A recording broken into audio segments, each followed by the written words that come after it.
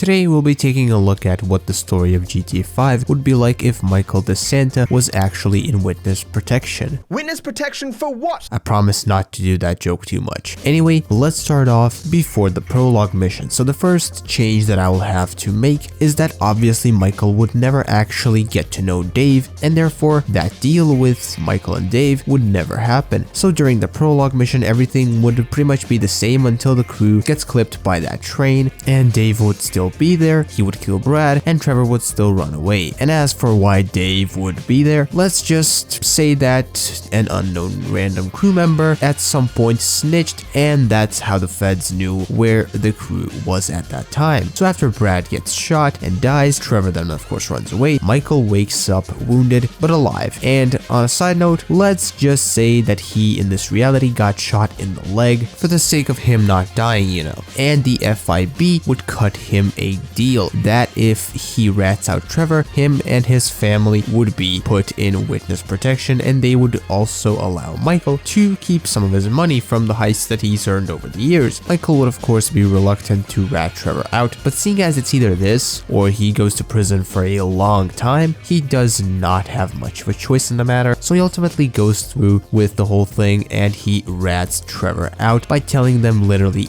everything that he knows about him. And 9 years down the line, Michael and his family have been in hiding for a while now, and the feds still can't find Trevor, and by this time they probably even gave up because they thought he was dead. However, Michael and his family would in this reality be a lot different, as not only that they would not have the many millions that they do in the original, they'd also not live in Los Santos, but rather they would live in Paleto Bay. And yes, this does mean that Michael would never meet Franklin, but how things go with him and Trevor? Well, just like in the original, Michael started missing the thrill of the heist life, and he also in this reality has a lot less money than he did in the original, so those savings would be pretty much done for, and he would start robbing small places throughout the state, and one of those would conveniently be the Liquor Ace store owned by none other than Trevor. And as Michael's robbing the place, Trevor is upstairs with Chef, and when he hears that the store is being robbed, he rushes downstairs with a shotgun in his hand, prepared to put a hole in the robber's head. But when he runs downstairs, Michael and him recognize each other instantly, and Michael stops robbing the place and Trevor is in utter shock. Michael tells Trevor that he is in witness protection. Witness protection for what? And while Trevor, just like in the original, does not fully believe him, he's glad to see his old friend, and that's all that matters to him right now. And right away, the duo starts